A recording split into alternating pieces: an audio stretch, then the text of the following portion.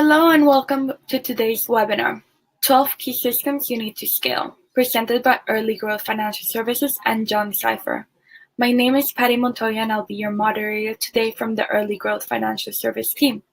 I have a few quick notes before we get started. The webinar will last about an hour, and that includes time at the end for questions, so feel free to type your questions into the control panel and we will answer them at the end of the webinar. The next thing to note is that this webinar will be recorded and sent to all the registrants with the slide deck within 48 hours. You can also find the recording and all of our recordings on our YouTube channel, Early Growth. Now, before I pass this off to our speaker, today I'd like to tell you a bit about Early Growth. This is a quote from our founder, David Ehrenberg, and a few of our clients we've worked with. And here's a quick description of what we do. We are an outsourced finance and accounting firm. We work with early stage companies, helping them with everything from day-to-day accounting to financial forecasts to taxes and valuation. Now, without further ado, I'd like to introduce our speaker today, who has never had a job. He's always had companies. He's been an entrepreneur since 1979 and is a past president of the International Coach Federation. He now lives in Pittsburgh and helps companies scale as a consultant with CEO Bootcamp. Please welcome John Seiffer. Thank you, Patty. It's great to be here. And as Patty said, I work with companies that are scaling up. And I've also been an angel investor and president of an angel investor group. So I know what the startup phase is like. And from all the companies that I've started, this is what they look like when they first start. That is, unless you have founders, in which case it looks like this.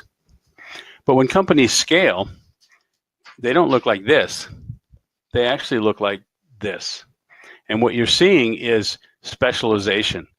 You have greater depth of knowledge, but in a more narrow focused area. And that's why the conductor is needed, because the conductor or the management in a company pulls everything together. And this is where the analogy of an orchestra breaks down, because each musician in the orchestra isn't directly dependent on the others. If I play the violin and I play a bad note and you're playing the trumpet, you can still play wonderfully. But in a company, all the functions tend to be interconnected, and the output of one is often the input of another. That means these aren't jobs, but they're systems, actually. And the first change in thinking when you're scaling an organization is to think about these as systems.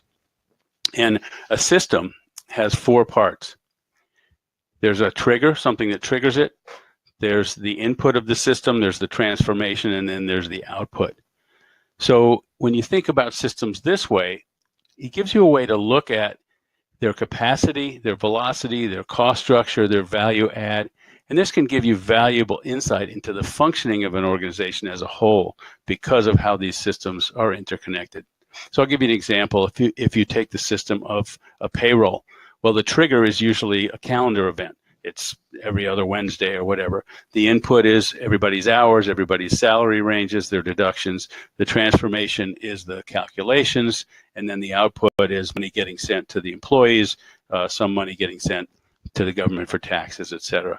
And if we look at all of the systems in a company as a company scales, we find some very interesting things.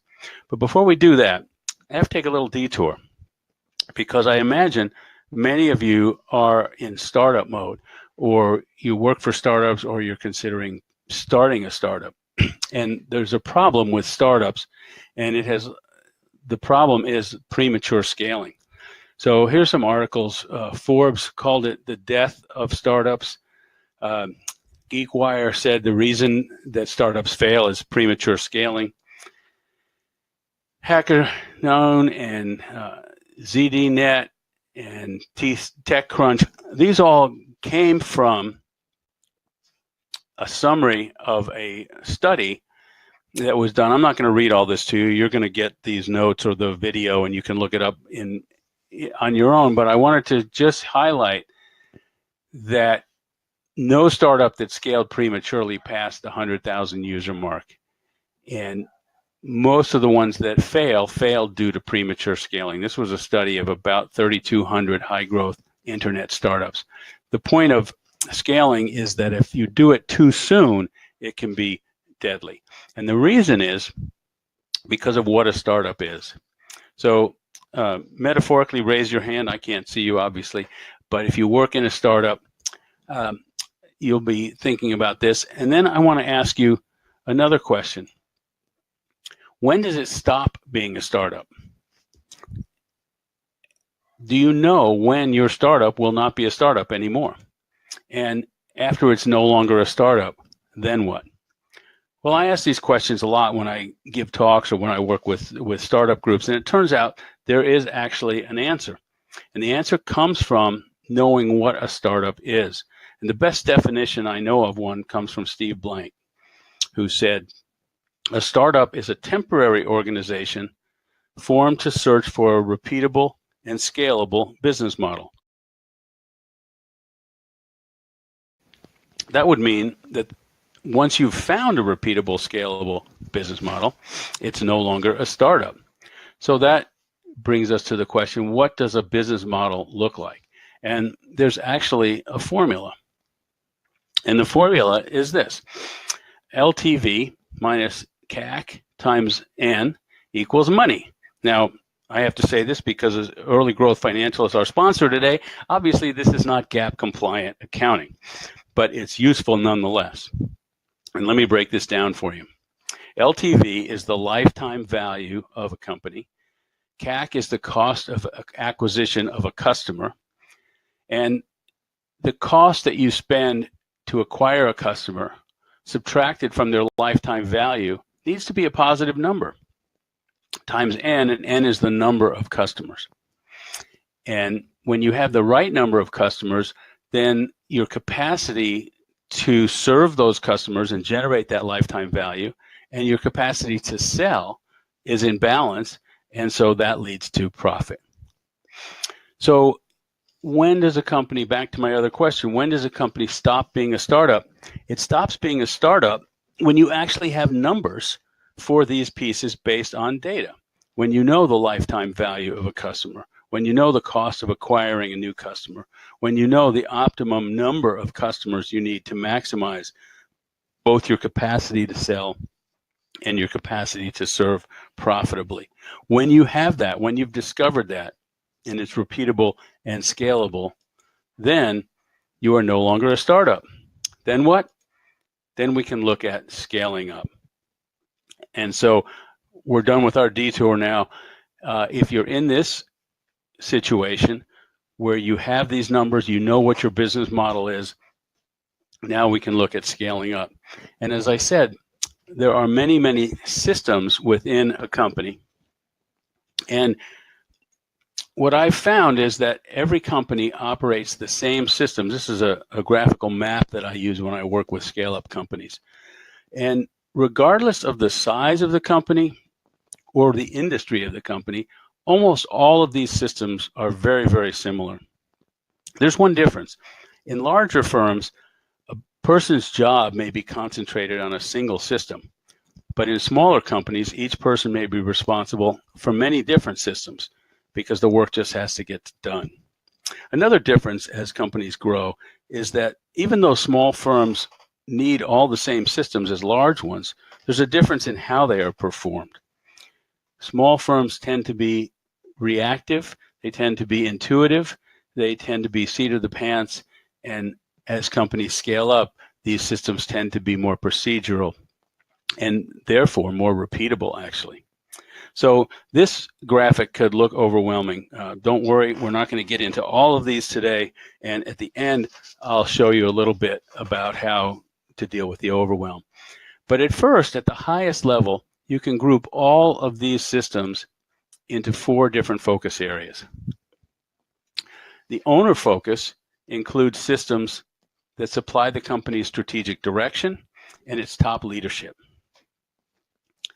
The customer focus contains systems that make the product or service that customers pay for, that's the value that you create, and those systems that are finding those customers and selling to them, that's basically marketing and sales. The company focus is the internal systems, And this refers to all the things that are required to manage people, track and analyze money, make decisions, and perform this CAFE is a bunch of miscellaneous functions that I grouped here because they're internal. And then, of course, you have to focus on the future, and there's things that change in the future. So the systems here tell you what's changing outside the company and what's changing inside the company so that you can adapt to those changes and exploit the possibilities. So those become the big 12 systems. And of course, there's many more, as I showed you before, on those big 12. But even like the quintessential startup of two people in a garage, once they have found a business model, they're actually doing all these things. They have to make something. They have to sell it. They have to track the money. They have to manage themselves even. They have to look for the future, et cetera. So you're doing all these, but just not in as systematic a way as it helps to scale. And as I said, every company at every size and every industry is the same, except for the systems around what you make. Obviously, if you're making software, if you're making widgets, if you're making services, those are all very different systems around those. But all the others tend to be the same. So I want to look at the Big 12 in light of what is the output that you should expect.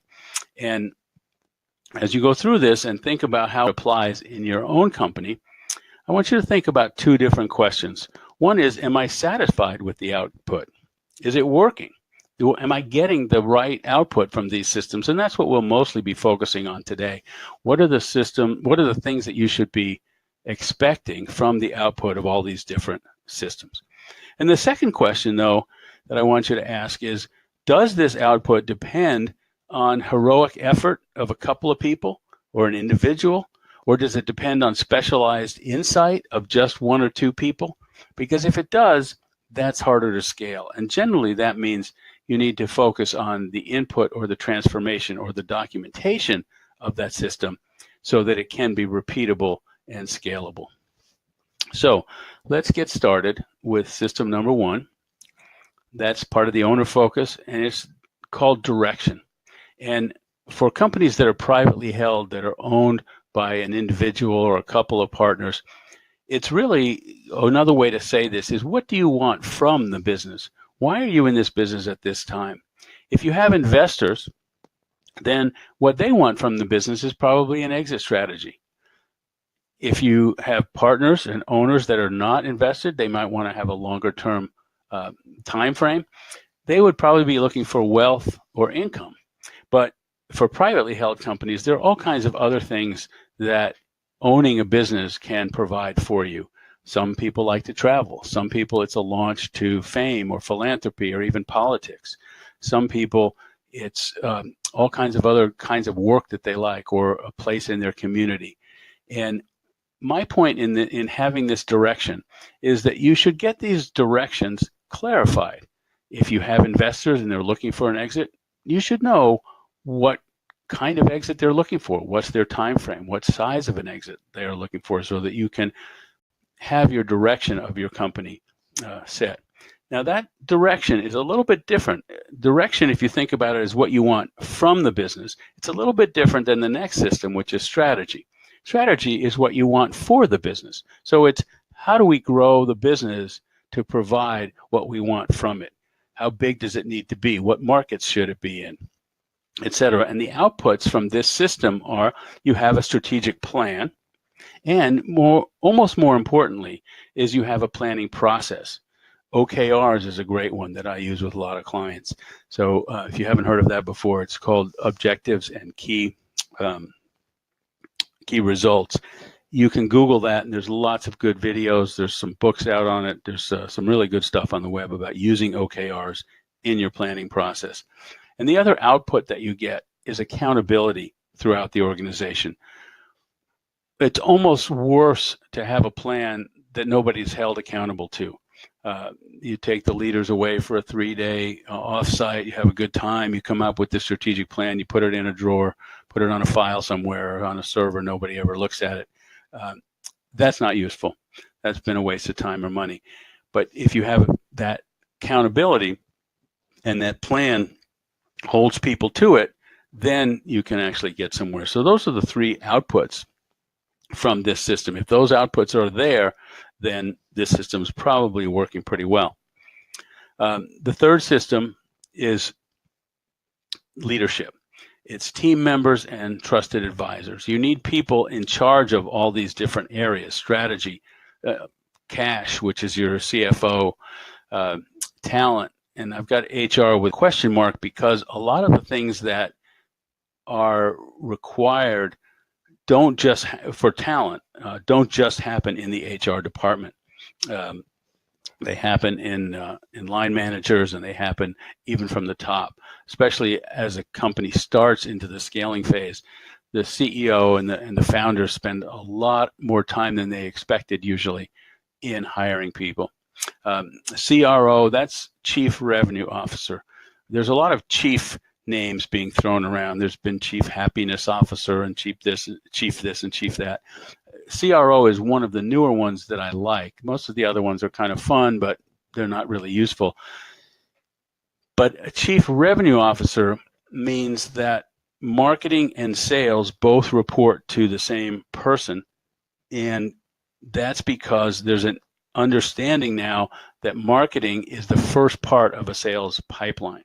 It used to be very separate because marketing before the digital age was so hard to track, whereas sales is very easy to track. Now you can track marketing better, and you can see that it should feed in to the sales pipeline. You need somebody who's good at the legal aspects of what you're doing. Tech, I call this as a strategic function, which means if tech is your product, that's great. If you don't have a tech product, I mean, when I go to the dry cleaner, they have technology that they use, but it's not a strategic function for them. But you need to have somebody who's looking at tech as a strategic function, whether or not it's part of your product. And what I mean by that is, I saw a great example of this on TV the other day. Saw a commercial for a company that will replace the windshield on your car. Okay, so you call them up, they come either out to your home or to your office or whatever, replace the windshield on your car. But they're using a technology that Uber uses or that Lyft uses to actually show you where the driver is in real time. So you know when to be out there if you need to talk to them, or when they're coming, when they're done, etc. So that's not a technology that's part of what they're actually selling. They're actually selling new clean glass in your car. But they have technology as a strategic function. And so you need somebody in charge of that, and you need somebody obviously in charge of operations. At the beginning, all of these different pieces are not necessarily individuals that are employed by your firm, but they need to you may have somebody that's good at one or two of them or three of them. You may need outside advisors like Early Growth Financial or whatever. And so don't neglect these people or these functions just because you don't have the resources or the need for a full-time person. So if your leadership system is working, then you have people in all these boxes. The fourth one is your role, either as CEO or as a founder or in whatever role you are. Your system for this should have personal development, professional development, and you should also know your limitations. You should know what you're good at. You should know what you're not so good at. And what that means is you know what to do and you know what to delegate. And you should be doing the things that you do well, and you should be delegating the things that you don't do well to other people. If this system is working correctly, you will improve your personal productivity. And one of the best ways to do that is to focus, to eliminate things, to have a to-don't list, to have things on your list that you just don't do. Sometimes when you look at that list, you go, nobody needs to do that list. Nobody needs to do that thing in our company. We've just been doing it because I don't know why, but we don't. The other reason to have a to-don't list is these are things that do need to get done, but maybe you shouldn't be the one doing them. And again, part of this system, if it's working well, it will improve your skills. You'll see your skills improving, and you'll also see your focus improving. So we'll now move on to the customer focus. And these are systems that focus outwardly on the customer. And so system number 5 is making something that people pay for. There's a lot of different ways to provide value. You can make a product, you can provide a service, you can just add value to other existing products or services. And so this is the area that the systems differ from industry to industry. But generally, when they're working well, you have a repeatable production process. That's the output. And you are shipping quality product, and you're doing it profitably. And I want to take a note here about quality. Everybody goes into business. Nobody that I know of goes into business and says, I want to make a really lousy product. Everybody thinks, I want to make the best product. But what's interesting is that the best product, the quality is not determined by you. It's determined by your customers and your market. Have you ever shopped at a Walmart? They don't have the best quality of everything, but they have a quality that meets their customers' definition. And in fact, I was looking for something one time, and Walmart was too good. I didn't want to spend, I don't even know if they had it. I was looking for a crummy little back scratcher, the kind that are made out of bamboo. And I found it at the dollar store. I didn't want to buy one on Amazon because they cost $5, or they had some fancy ones for $20. And I didn't even shop at Walmart because I just went to the dollar store because at that moment, that's all I wanted to spend. That was my definition of quality. So it's important that your definition of quality lines up with who your customers are. Otherwise, you can't do it profitably, and this system is out of whack. System number 6 is then marketing and sales. So system number 5, you make something that somebody wants to buy. System number 6, you find those people and sell to them. And the outputs when this system is working well is that you have paying customers and that you have a predictable cost of acquiring new paying customers. So this means, like all of these systems, these are groups of subsystems, but in the marketing and sales, you'll have a subsystem for generating leads and for qualifying leads and converting leads. In some businesses, in some business models, all of that happens on a single web page in about half a second. Or sometimes it takes email campaigns over a course of some days or weeks. Other times it takes personal interaction. You have an on-the-ground sales force. Those are all different ways of developing this system for different business models. And then you need a compensation package that supports your strategy. So compensation generally for the salespeople that incentivizes them. What I mean by that is, if your strategy is we need to open up a new market or we need to launch a new product, that you might change your compensation to focus on sales in that market or sales of that product for the time being, and that could be a temporary change. And then as your strategy changes, you would change your compensation plan. But that's something people often don't think about. They just think, well, what should a salesperson be paid? And it depends on the business model and the strategy of the company. So when you have these 3 things, then the output from System 6, sales and marketing, are doing well. Now we're going to move into the company internal systems. The first one is people. And I think I got this from Seth Godin, who said, we should not call these people resources, as in human resources. We should call them the talent. These are the talent. That's how they call it in show business. The person who's on screen, the person whose face you see, that's the talent. And there's a whole lot of people supporting that talent. There are people that do costumes, and there are people that do makeup and hair and lighting and sound and all that stuff. But in a company, you really need good people. And so when you have all the systems in number 7 working well, you have good people in the right positions. And then you have inspiring leadership.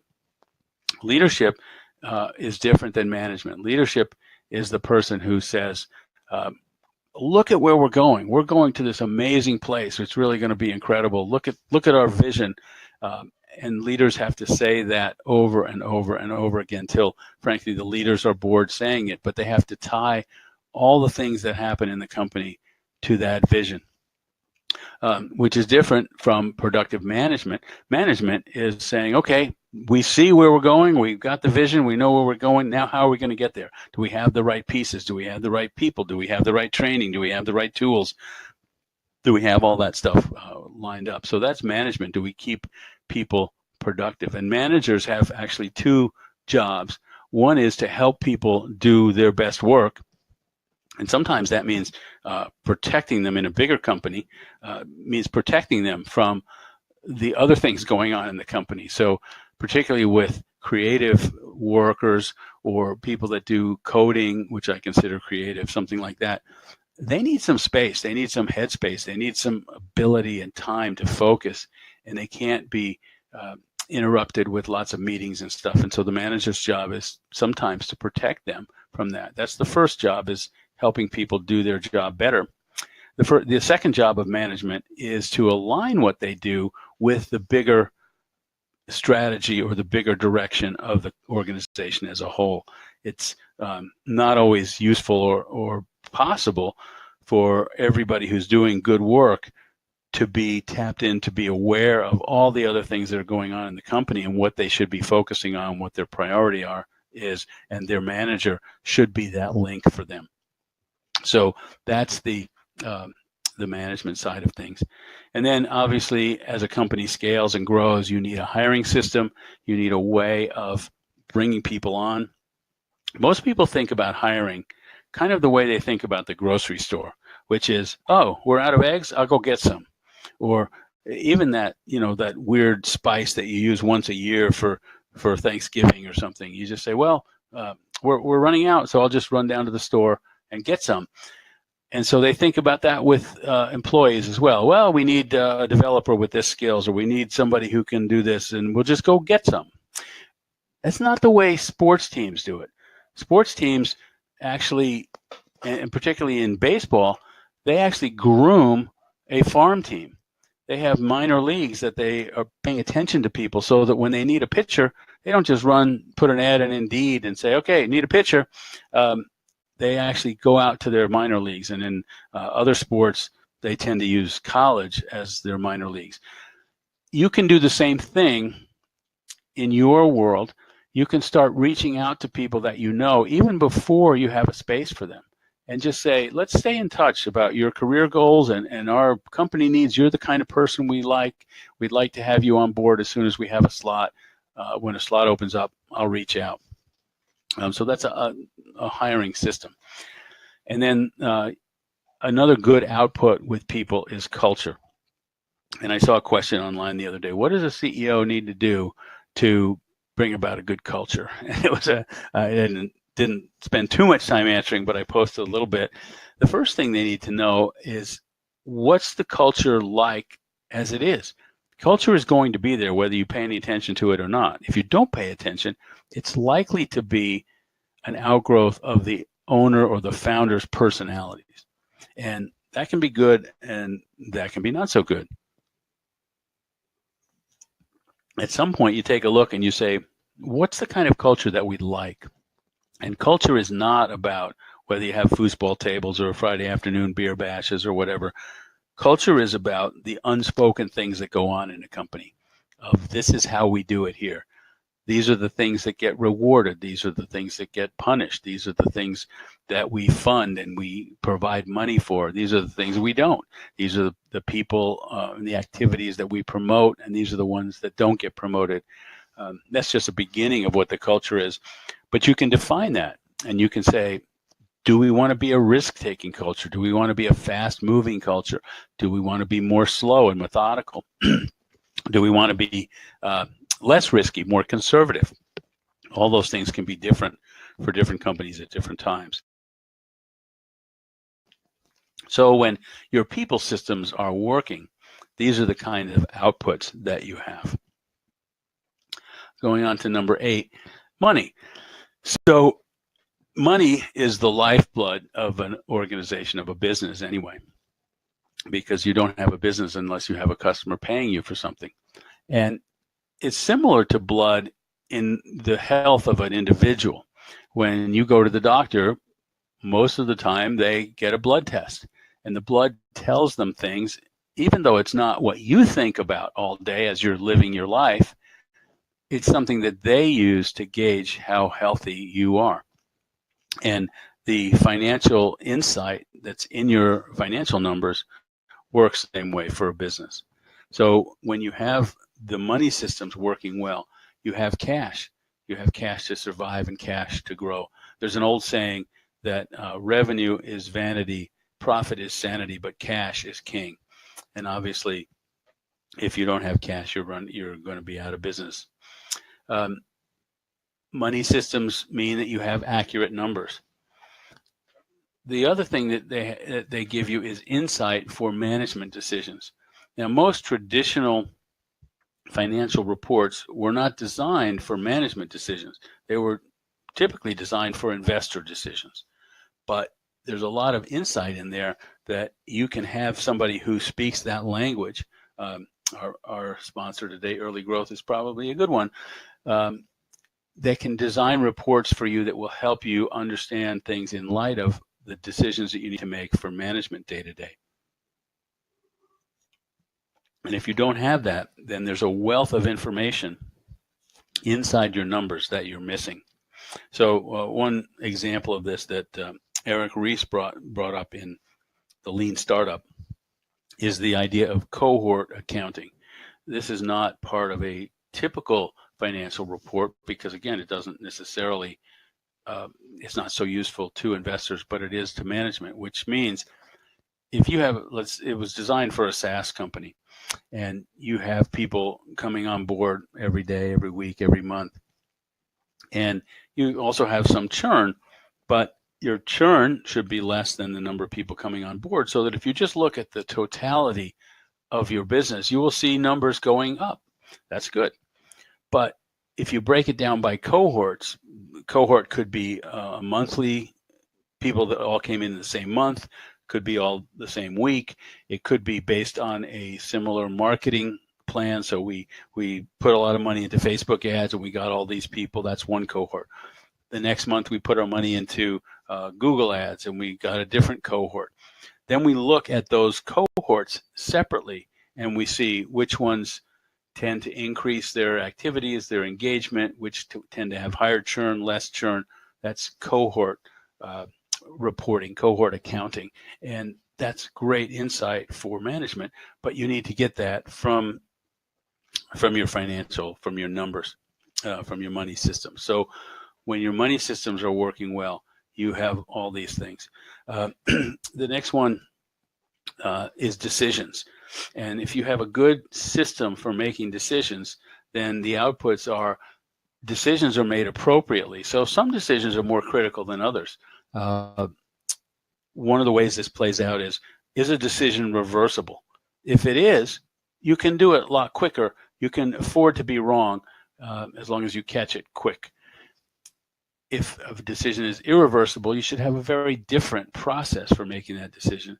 And the other output for decisions is available knowledge, meaning when a decision needs to be made, there's certain information that needs to be made that you need to make that decision. Well, that knowledge needs to be available to everybody who's going to make a decision like that in the company so that the decision is made consistently regardless of who's doing it. So that's your systems for decisions. Number 10 is ACE. This is just a catch-all of different systems that aren't necessarily related to each other, but they are critical to the business. So there's systems about being compliance, depending on your industry, systems about administrative support, facilities, travel, IT support, other things like that. And when these systems are working, then basically nothing falls through the cracks. All that stuff is happening on a regular basis. So that's what this category means. Now we're moving into the future, and there's things that change outside the company.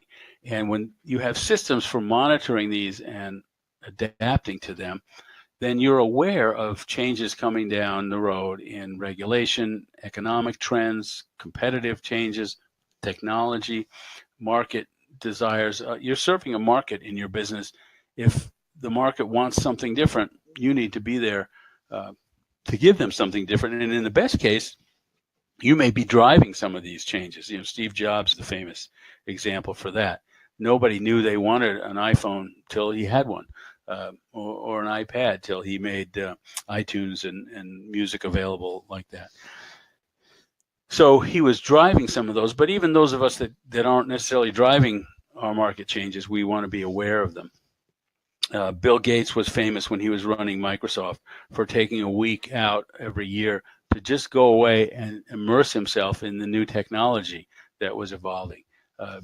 He also famously missed it as far as the internet, but he at least spent time looking for those changes, trying to be on top of them. So these are systems that you need to put in place to be aware of them, of what's changing outside the company. And then the last system is what's changing inside the company. So these are the outputs for this. Is you have planning for new products, new features. You have a roadmap. You also have a roadmap for killing off old products and old features that aren't working or aren't selling anymore. You have systems for internal succession. If you're people leading different aspects of your company, if somebody gets hit by the proverbial bus, who's going to replace them?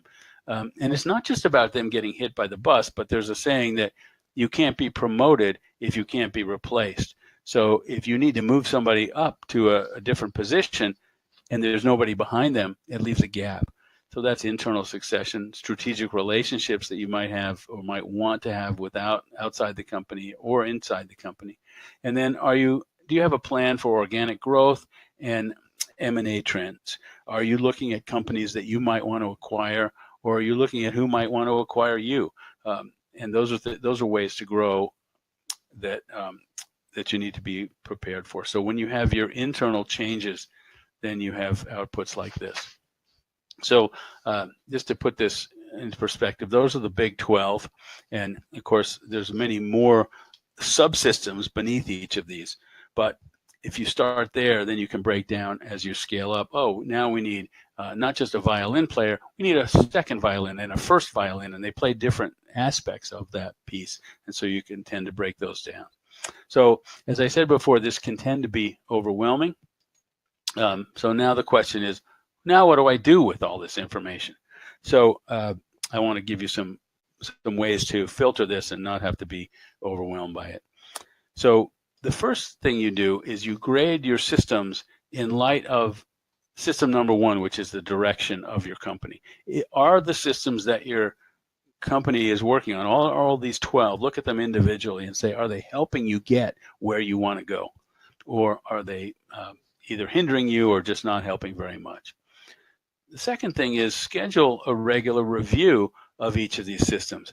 And you'll notice that there's 12 systems and there's 12 months of the year. And is that a coincidence?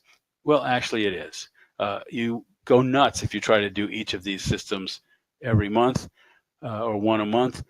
Here's just a generic way of doing that. You could look and see that some of these are much more frequent than others. You should adapt this chart to your own needs and to your own company, but you should review each of them on a regular basis. The third thing is you should know when you're conducting and when you're playing. So if you think back to the initial slides that I showed with the orchestra conductor doesn't play any of the music. But in a smaller company, you will be playing some of the instruments. You'll be very good. You'll be the best person at some of the instruments, but you'll also be conducting at other times. So I'm working with a company now. It's about 10 people. The two founders, the two partners they're the founders, so they're the conductors, but they're also team leaders, and they also do some of the work. It's important for them to know when they're doing the work, when they're actually acting as a team manager, and it's important for the employees to know, are you speaking to me as the owner, as the boss, as the founder, or are you speaking to me as a team leader, or are you speaking to me as another worker? So it's important that everybody know that. And then the fourth thing to do is schedule time to work on your business. If you've read Michael Gerber's stuff, he popularized the saying, you should be working on your business, not just in your business. But you have to schedule time to work on your business. And here's why. This is called the Eisenhower Matrix. You may have seen it in Stephen Covey's books. Working on your business tends to be important, but not urgent. It's in quadrant number 2. There's so much that we do that's in quadrant number 1 or quadrant number 3 that's urgent, not important, or urgent and important, that sometimes we don't get time to do number 2. So you have to schedule that time in. You have to block it in and say, no, I'm not going to do anything that's urgent. I'm going to do stuff that's important. And a couple hours a week, if you just blocked that time out and got away from the hustle and bustle and the interruptions, turned your phone off, turned your email off, spent 2 hours working on some of these systems to improve them, it makes a tremendous difference over time. And here's a shortcut way to know if something's urgent or not. It's who set the deadline. If there's a deadline for something and somebody else set it, then it's urgent. If you set it, then it's probably not urgent. And you don't want to ignore those things that aren't urgent. You don't want to have the outside forces driving everything you do. So to sum up, what do you do now? You grade your systems in light of the direction that you want your companies to go. You schedule regular reviews of each system. You know when you're conducting versus when you're playing. You schedule time to work on your business. And then the last thing that you can do is call us if we can help. Here's my number, my email. I'm available to help with systems, with scaling up, with changing the organization, with facilitation of strategic planning, that kind of thing. And also I do executive coaching. Early Growth Financial, that's their phone number and their contact, their email. They help obviously with CFO work and all the other things that go along with that. So with that, thank you very much. And I'm open for questions. Patty, do you have some? Do you want to handle this? Hi, John. Not at the moment. Okay. What I will do is I will follow up with an email with the presentation and the recording and your email address. So if anyone has kind of a personal question, they can address it to you. Also, John, do you want to talk a little bit about the offer you're giving today? Yes. If for those of you on the call or who get the recording for this, if you Patty will send out a link to a piece in my website where I have a more detailed assessment that you can go through each of the systems and look at, is the output appropriate, and some more specific questions about the input and the subsystems involved for each of those to see how you're doing, so you can kind of assess yourself and help set priorities about what you should work on first. Perfect. Give me a second. So for everyone asking about the slides, yes, I will send them to you to your email address later today, or early tomorrow, but you will get them in less than 48 hours. So it should be the presentation and any, like John and my contact email if you have any other questions. John, thank you so much for today. I think we're all good today.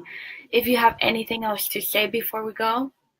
No, I thank you all for attending, and it's been enjoyable. And I also want to thank Patty and Early Growth Financial for sponsoring. Perfect. Thank you very much. Bye. Bye-bye.